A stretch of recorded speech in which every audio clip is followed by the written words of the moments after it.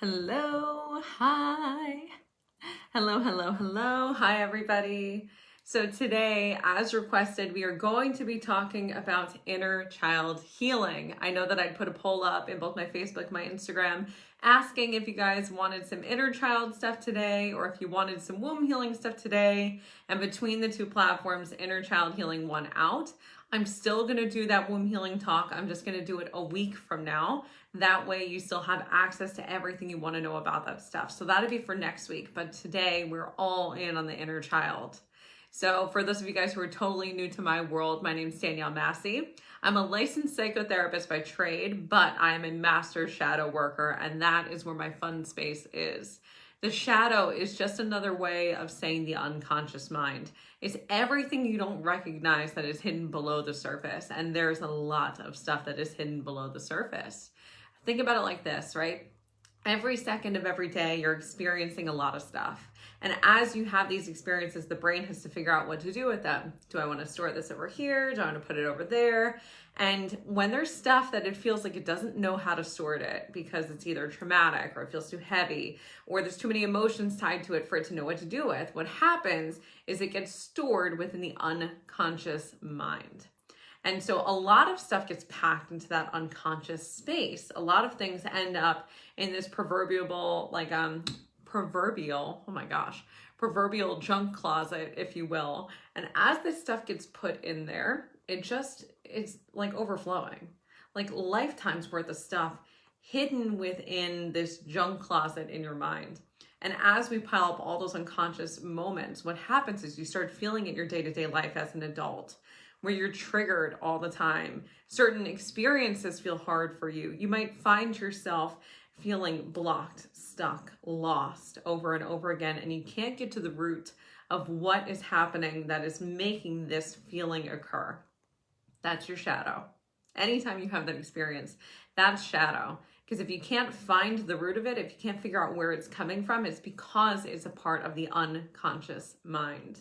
And so the unconscious is powerful when you know what to do with it. Because when you can tap into the unconscious mind, you can use everything that's in there to heal yourself completely from the inside out. It is the most transformative thing you can do for your own health and your own healing. And so today we're going to talk about the inner child, because that is like almost like a buzzword or a buzz phrase that I hear people talk about. Like, we need to heal the inner child. We need to nurture our inner child. But how many of you guys actually know what an inner child is? You might have an idea of like, okay, our inner child is like who we were as a kid, right? Or maybe it's an archetype that lives within us somewhere that we need to do something about. Or maybe it's our memories, all these different things. Oh my gosh, I absolutely love you too. Hi. The inner child is all that stuff and more. Essentially, what your inner child is in a nutshell is the version of you that existed when you were young, still within you. So between birth and even before birth, honestly, because you're already creating experiences in the womb, between that time and roughly around age 7, children are egocentric. They can't really see other people's perspective. And what that means is as they experience the world, they take ownership of everything. I don't know if you guys can remember when you were young, but a very common memory that kids have or adults have looking back at their own childhood is to think that the world literally revolved around them. Like, all these people just exist to help you. Like, oh, these people are all doing their jobs because it's a part of my story. Everything is about me. Children are egocentric. They can't understand other people's perspectives. Let's look at it from another perspective, right? If I showed you guys this rock, you're seeing the smooth edge of it, right? Nice and glossy. You wouldn't realize that there's a rocky edge on the other side. And so what would happen is if I asked a child looking at this rock, what me as the person on the opposite side is seeing, I would say this. I'm seeing exactly this. And so are you.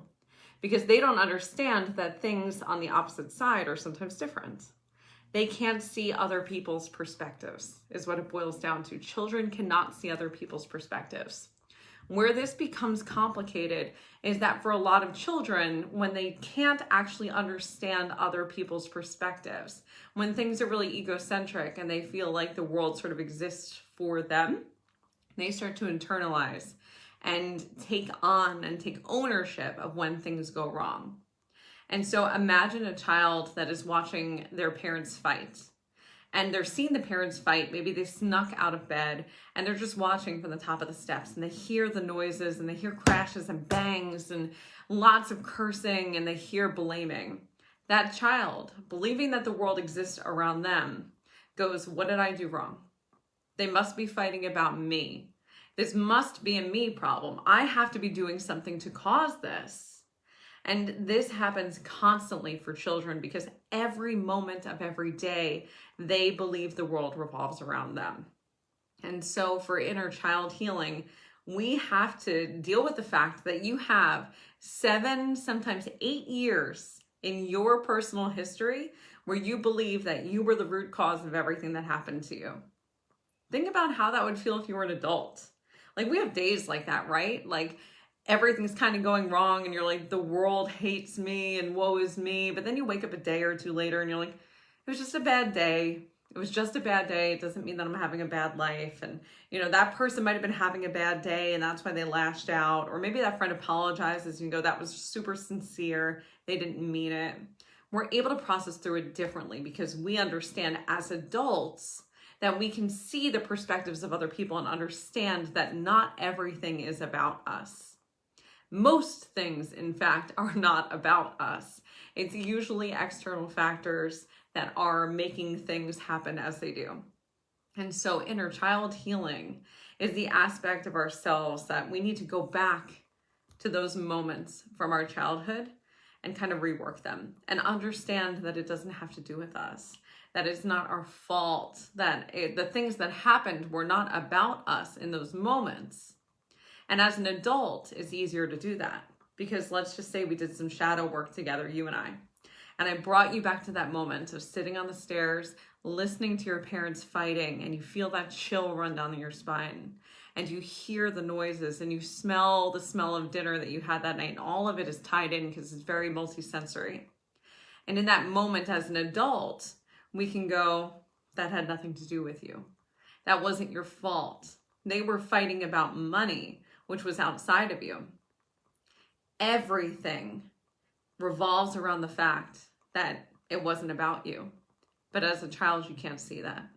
And we need to make you understand it fully within your body, that the experiences that you had as a child were not about you, that you don't need to live with them. You don't need to create that narrative. So what happens for kids all the time is that they have those experiences that are heavy and that they feel bad and they internalize them and take them on and they make them their own. And what ends up happening is they create little negative mantras about themselves. I'm unlovable. I'm unworthy. My life is chaotic. And those inner mantras, these negative mantras, become the basis of how they experience the world from that point forward. And so as an adult, you still carry those things around with you, even if you don't know where they came from. So you as an adult sitting here watching this video, you might feel like one of those rings true for you. And those are just 3 examples. Like you might feel somewhere deep within you that you feel inadequate. Like nothing you do is ever good enough. Like you can keep going to school, you can keep learning new things, you can keep trying and trying and trying, and you're still not being validated the way that you want to be. You still feel like you're not good enough. You keep paying for more courses and hiring more teachers and mentors and coaches, and it never feels like it's enough. And the reason why is because you're not inadequate. The reason why you're feeling this way is because that child version of you feels inadequate. Someone just asked an amazing question. So Katrina said, but what if you struggle to remember any traumatic moments? This is why shadow work is the answer to everything. The shadow is the unconscious mind. It's everything you don't recognize is there. And so most of the time when we experience these traumatic moments as kids, we don't remember them. Most of the time, we remember really positive moments from our childhood.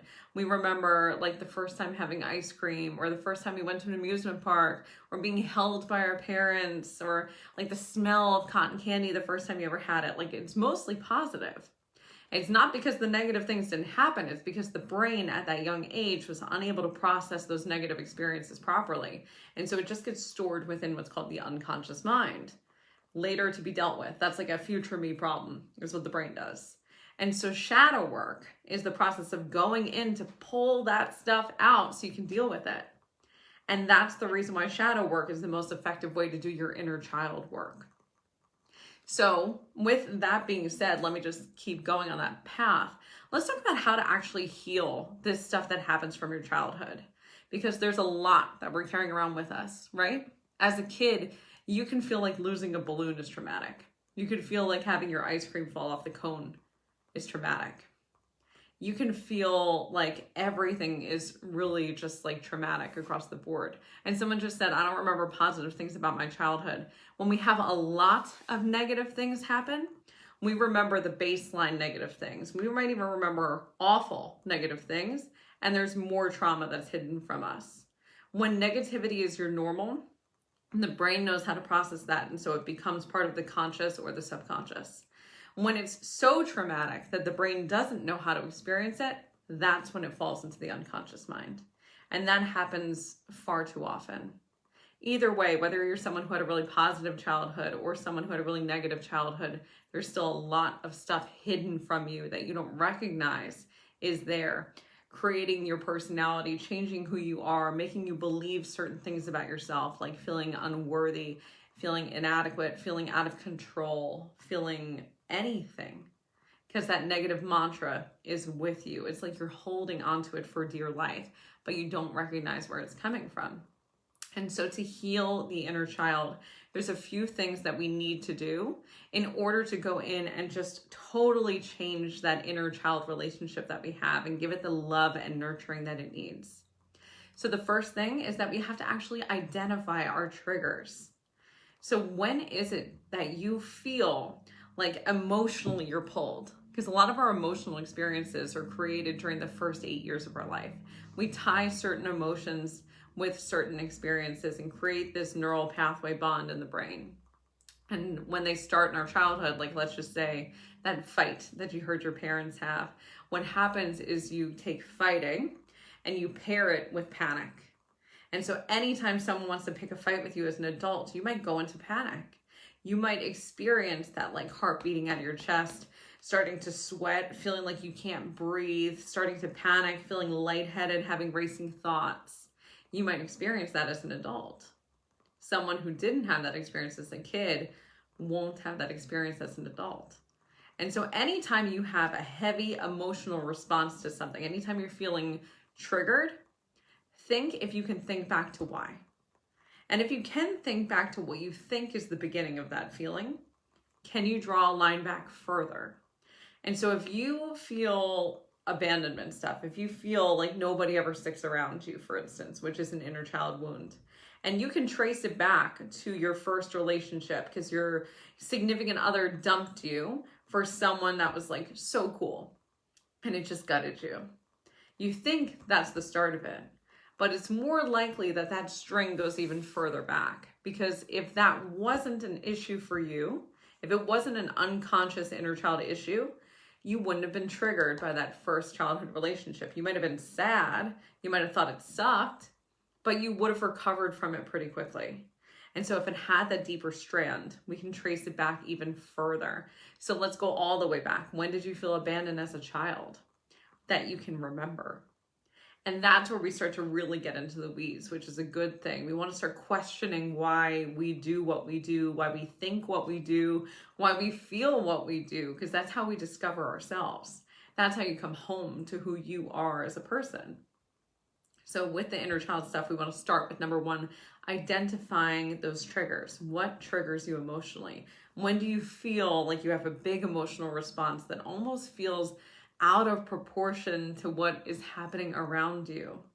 So when do you get into fights with people? When do you feel like you want to cry?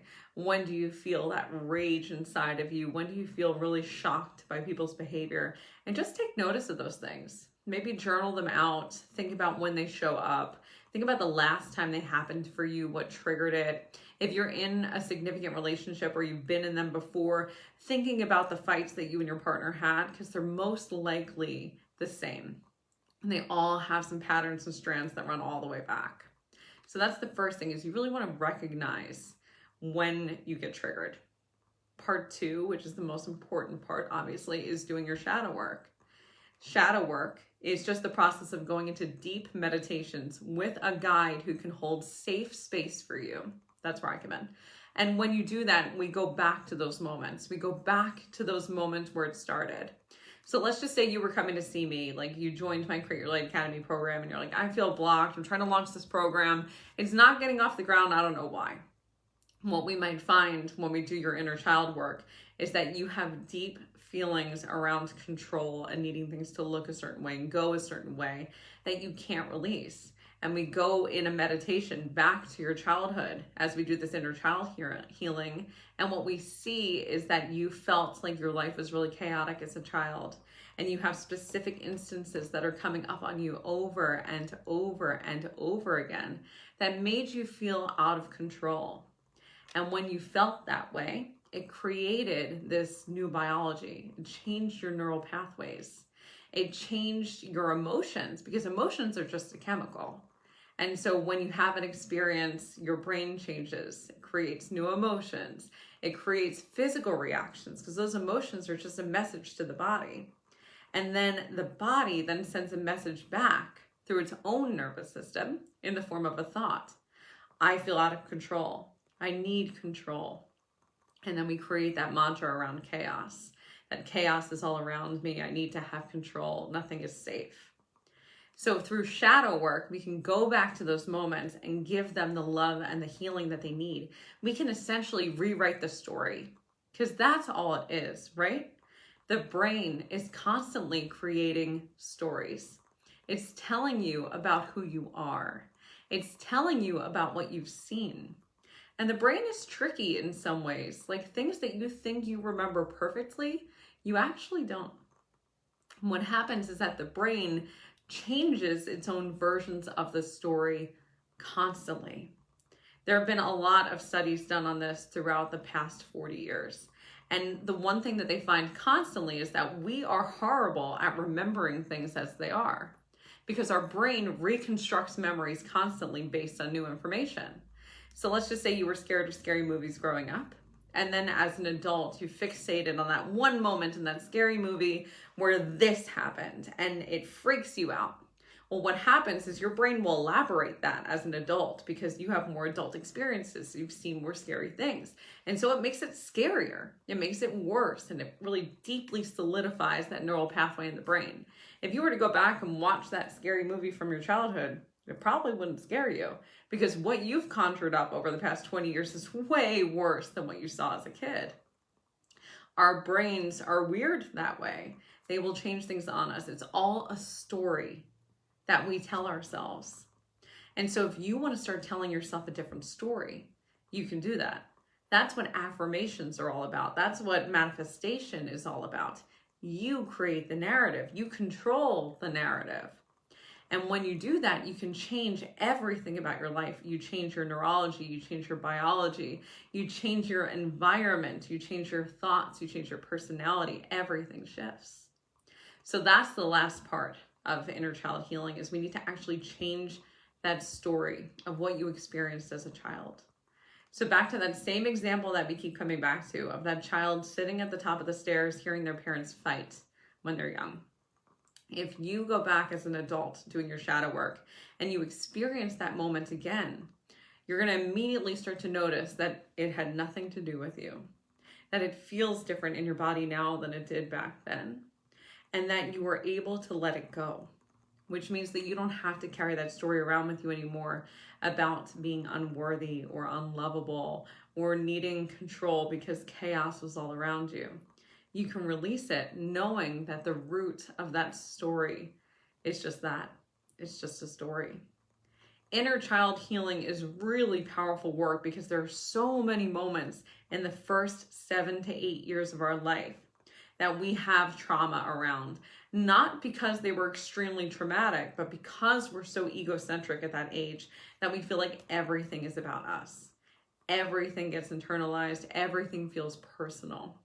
And the more we can go back and do the work to really understand that those first 7 to 8 years of our life didn't have anything to do with us, and it doesn't have to change how we view ourselves and how we view the world, I mean, the better off we are. The more you can do that shadow work around the inner child, the better off you'll be. So let me know if you guys have any questions about the inner child and about inner child healing, because this stuff is powerful and it's something that I feel like it really is like a buzzword sort of thing right now. People are obsessed with the inner child. And as you guys think of questions, and make sure that you post them here in the comments, I'll tell you guys a story from someone who I got the okay from Create Your Light Academy. When we did our inner child healing in one of our more recent rounds of Create Your Light Academy, what we did was we, as a group, went back into the unconscious mind, which I do by just, I take us into a spot where your brain is so relaxed, so calm, so at ease that you switch into what are called theta brainwaves. And when you're at that place where you're in theta brainwaves, you're so relaxed that the unconscious mind kind of just filters over. It just lets us grab the things that we need to work on. And so we were doing an inner child healing that day, and things started to pour through where she actually experienced herself being left alone as a child. It wasn't for a very long period of time. She was a baby, like a baby in a crib, aged baby. And when she was left alone, it felt terrifying because she was a baby. All she knows is human connection at that age. And so what she needed was an adult to go, okay, this is not a big deal. Mom ran out for just a few minutes to grab something and we'll be right back. And it's okay. And so we were able to restore that and send some love to that version of herself and do some spiritual healing around holding that inner child and being there in mom's absence, so that everything about it was able to change. We were able to change her neurology, her biology. We were able to change her aura and her spirit, that inner mantra that she carries about attachment and feeling like people aren't there for her, all gone in an instant. And since then, she no longer carries that within her whatsoever. Leslie said, I need so much healing.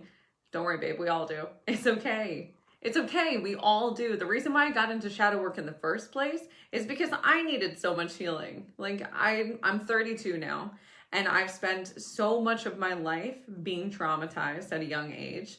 And then I've spent the latter half of my life trying to do everything that I can to heal it, and I'm nowhere near done. And that's okay, because it's all a part of the journey. It's all part of the process. It's okay. And it's healthy for us to go back in and do that stuff. Where it becomes unhealthy is when we don't do the stuff, when we repress it and bury it down and pretend like it doesn't exist, because that creates disease within the body. And I think, honestly, that's probably a lot of what happened to me when I developed cancer, was that I'd been repressing all this stuff for so long that my body actually got sick. And so don't worry about needing to do a lot of healing. Literally everybody does, and it's okay, and it's normal, and it's a part of this human experience. It's normal. But what isn't okay is pretending like it doesn't exist. We are responsible for doing our own healing. We are responsible for going back and giving that inner child version of us the love that it needs. We're responsible for creating new futures based around that more healed version of ourselves, so that we help our kids and the generations that come after us. And even if you're not having kids, just the generations that come after us in the forms of nieces and nephews and students that you teach and people that you're around, by raising the vibration for all of us. The more any of us can do that healing work, the better off we all are. And so that's where we're going to kind of wrap this one up today. I hope this explained everything that you've wondered about inner child healing and what it is and how to do it. And if you have any questions about it, feel free to reach out. I'm always open to chatting.